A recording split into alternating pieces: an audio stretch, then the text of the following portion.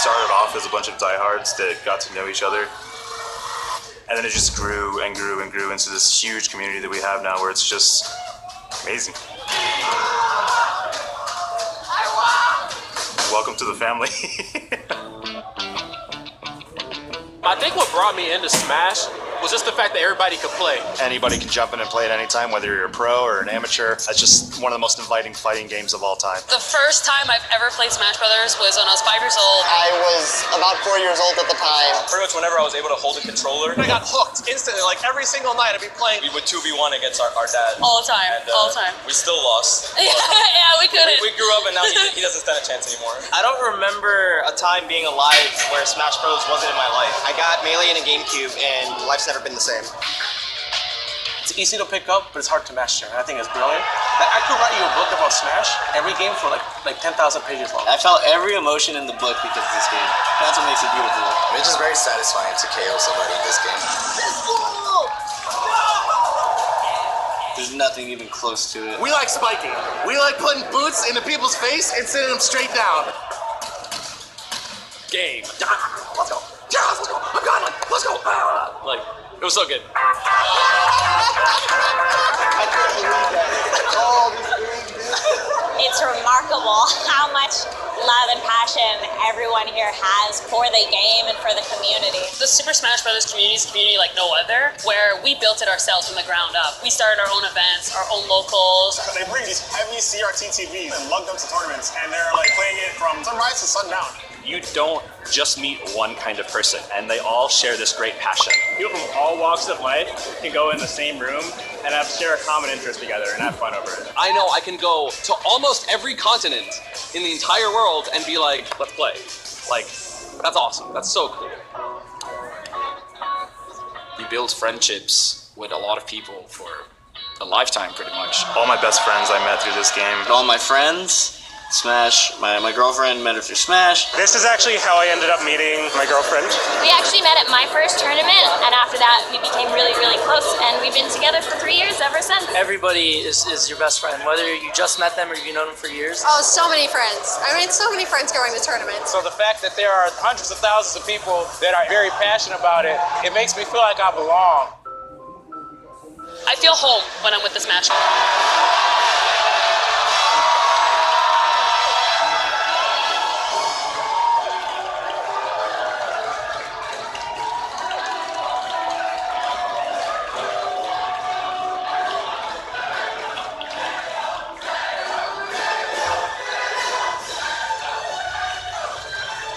Well, welcome back again to the Velasco Theater. It's the moment that so many of you have been waiting for, the Super Smash Brothers Invitational 2018. An unbelievable crowd here as we get set. We've got a terrific tournament, 8 of the finest players in the world, covering 6 countries, as we get an early look at Super Smash Brothers Ultimate. And to get things started, there's only one man who can do it right. Please welcome the creator of the Super Smash Brothers series, Mr. Sakurai!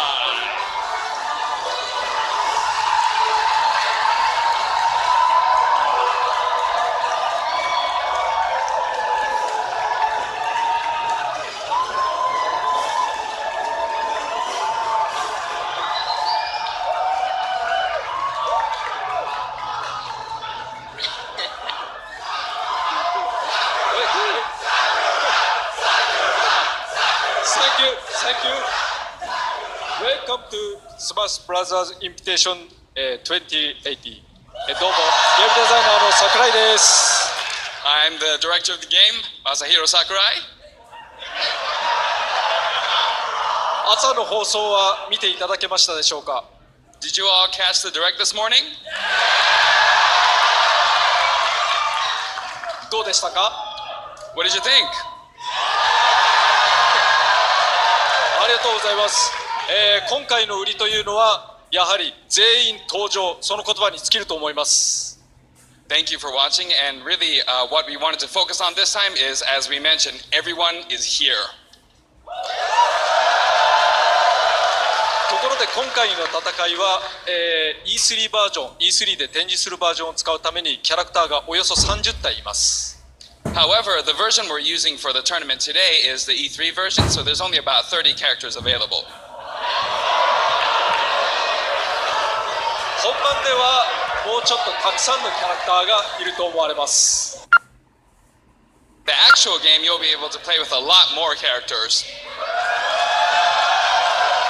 ところで後ろに並んでいる彼らは、スマブラの中でもトッププレイヤーですが、彼らは実は、スマブラ SP アルティメットですかね、それをほとんどやったことがありません。 So the players you see behind us, they are some of the top Smash players. However, they've actually had very little experience with Super Smash Bros. Ultimate. ですが、まあトッププレイヤーの彼らだったらきっとめちゃめちゃに使いこなして、なぜか使いこなして大変面白い試合を展開してくれるに違いないと私は確信しております。 But I am very confident that these players of this level will be able to handle it and be able to show us a great match. それでは世界初のスマブラアルティメット大会をお楽しみください。 Well then, please enjoy the very first Smash Bros. Ultimate Tournament.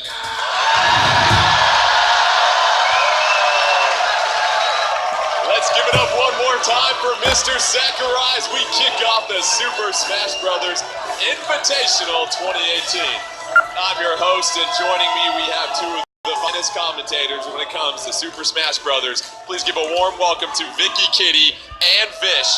And we have waited so long for this day, and I know how excited both of you are. Early impressions from what we've seen from Super Smash Bros. Ultimate. Jordan, this game is so fast, I don't even know what I am playing right now, and I cannot wait for everyone to check out what we have for the Super Smash Bros. Ultimate.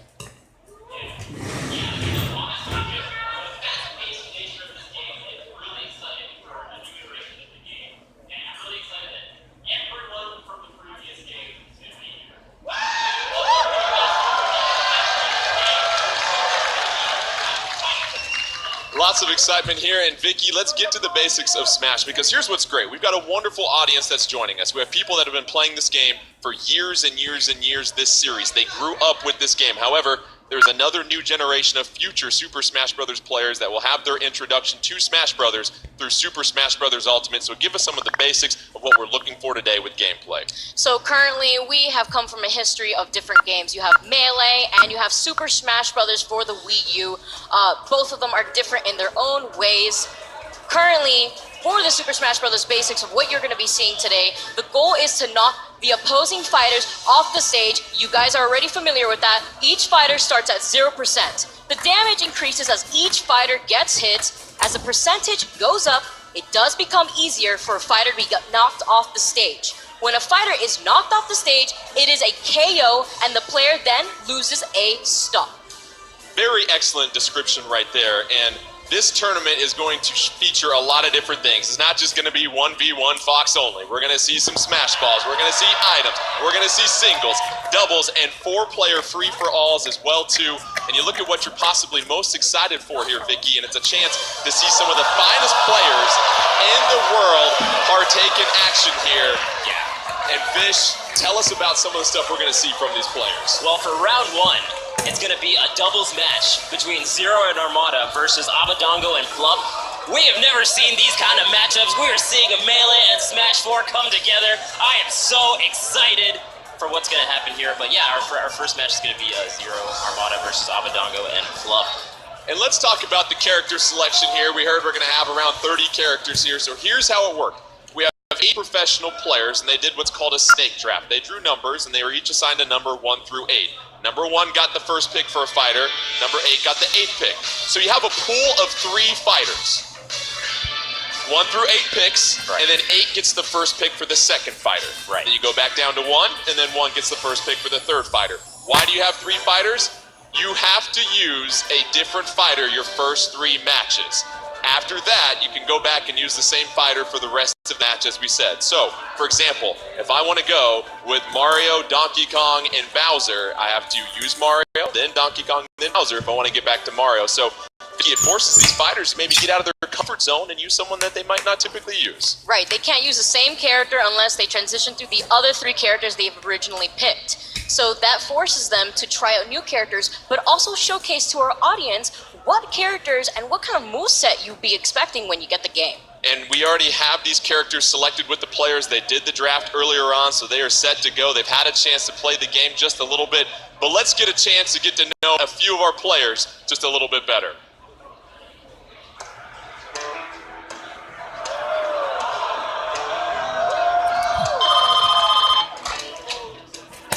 Sometimes it's not so important to be a hero as much as it is a zero with a capital R.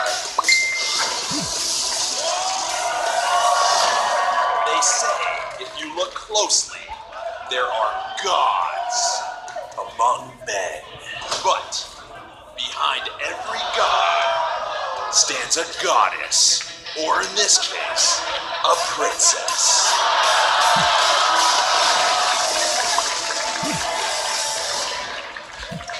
In this game, if you want to be the best, then you must become the best.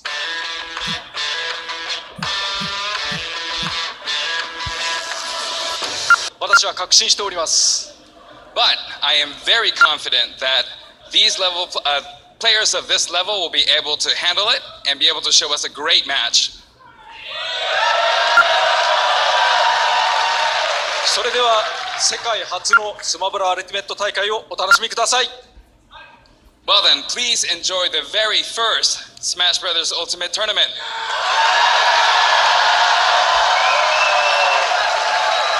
Let's give it up one more time for Mr. Sakurai as we kick off the Super Smash Bros. Invitation and Fish. And we playing right now, and I cannot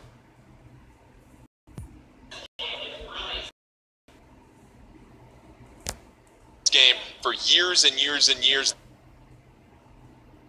They say you look close. A zero with a capital R. They say if you look closely, there are gods among men. But behind every god stands a goddess, or in this case, a princess.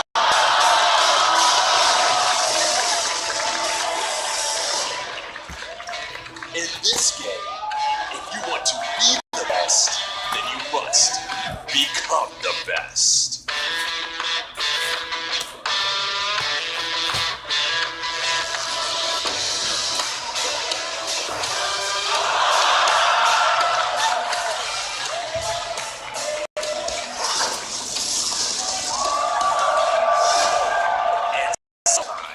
It just comes down to having the right. I'm not kidding you right now. Really? Dude, really? You're about to be late for the tournament.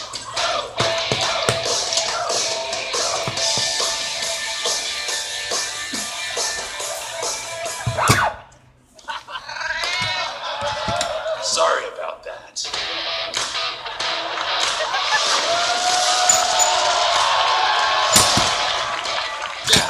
These guys will compete with the fate of the entire universe in their hands.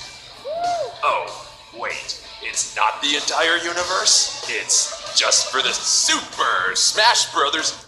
Oh, okay, that's cool too. Sweet.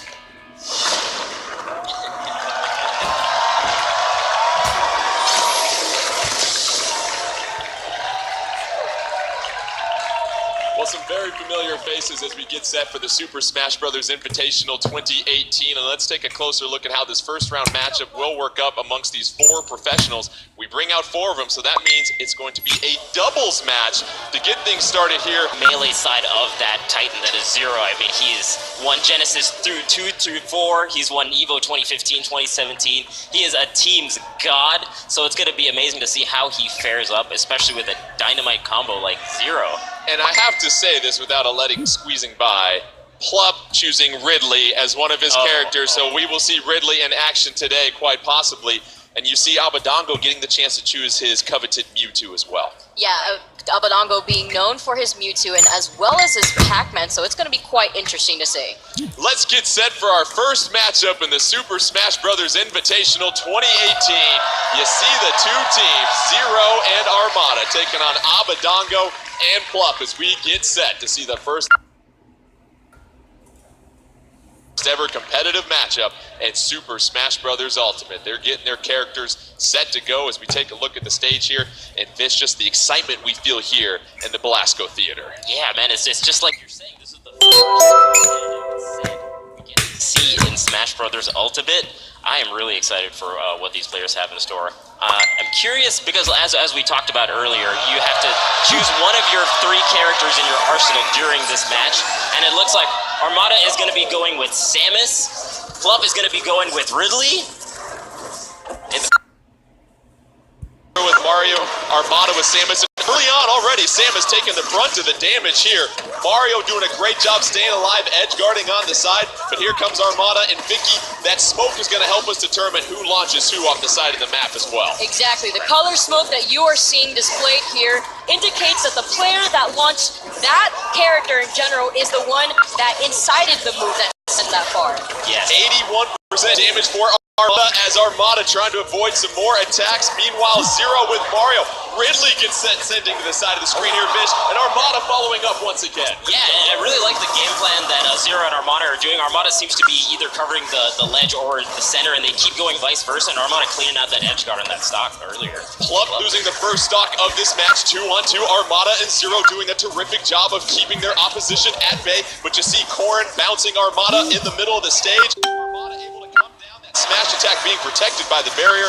Ridley sent up to the side, but there goes Armada, and the red team losing their first stock here, Vicky, as we see Abadango holding strong with Corrin. And as you saw, the Smash Ball being caught on the top of the stage, unfortunately, is not going to be caught. Here it comes back, getting caught once again. Is anyone going to get it? Zero with the bear, catching it immediately, and unfortunately missing the very first Smash Ball that you see Zero obtain. Zero with the foul ball. Abadango still alive with all 3 stocks, but Plup is down to his final stock. Missing the very first Smash Ball. Here it comes back, getting caught once again. Is anyone going to get it? Zero with the bear, catching it immediately, and unfortunately missing the very first Smash Ball that you see Zero obtain. Zero with the foul ball.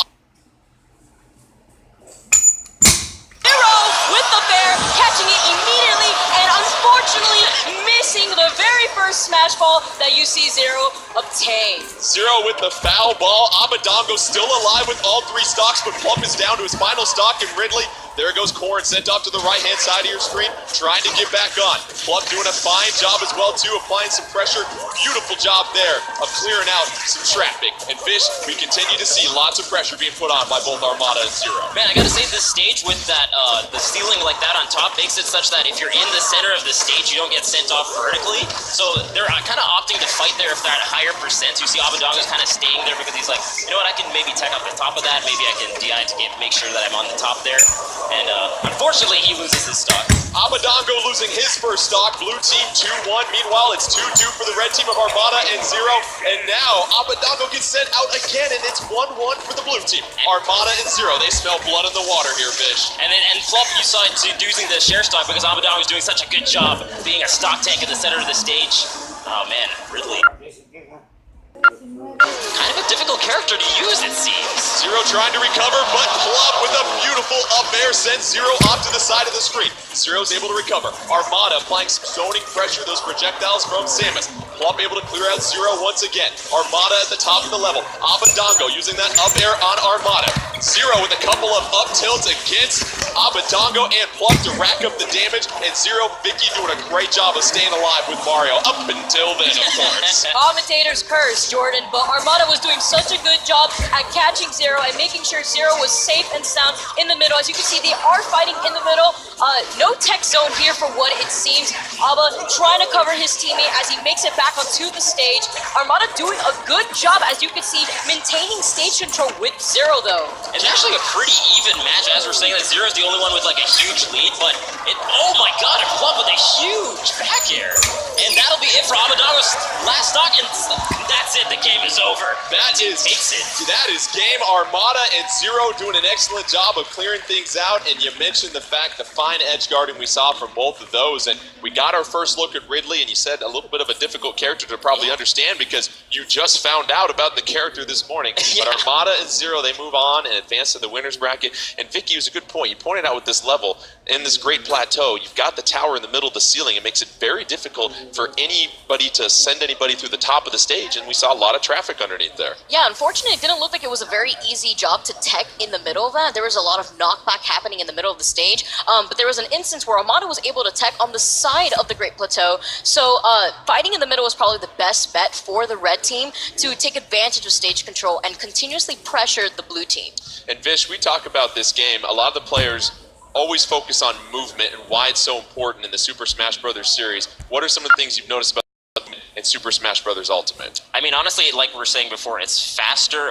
One of the options that you can do is you can do short hop aerial just a bit faster. You could push the jump and A at the same time, so you don't have to like tap jump to make it short hop. And I feel like this, in combination with just the faster pace of the way the game goes, like the way the knockback works, is even though you get hit, you fly immediately to where your trajectory is a lot faster than you've seen in previous Smash games. So it's just like a faster pace. And so I think with teams, it actually makes it a little bit harder to, like, you know, combo off your allies' hits and whatnot. So I think that's a huge factor in this game. Let's take a look at the updated bracket after our first match was just concluded. You had Zero and Armada getting the victory, which means the two buddies get a face-off against each other in the next winner's round. Coming up next, though, we'll have our next set of doubles. And for those players, let's take a moment and get to know them just a little bit better.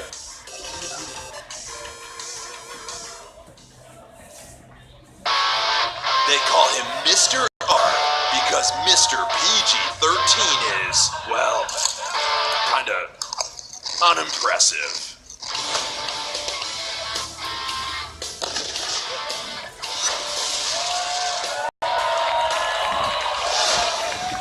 Legend has it that some are born into greatness and others are just lucky. In a world where an adult man can be named Zero. It's Mango. Mango? Really? Yeah. Like my grandma's favorite food? I'm over this.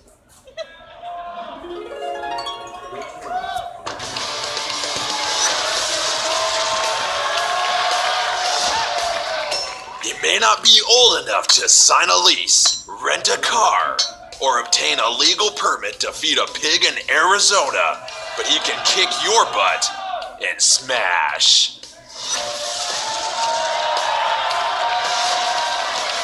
Now, these guys will compete with the fate of the entire universe. Wait, it's not the entire universe? It's Super Smash Brothers? That's cool too. I want to get in on that action. I have an arm too. Super Smash Brothers Invitational 2018.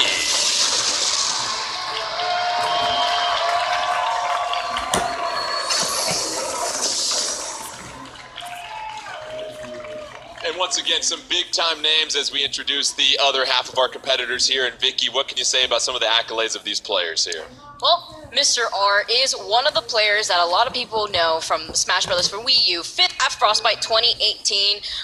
He did do 2nd at EVO 2017, so that definitely put him on the map. He also helped mold the Sheik meta. So Mr. R, being a known player, making his ways around the community, but also MK Leo, a prodigy to his respective game, very young player, 17 years old, coming all the way from Mexico.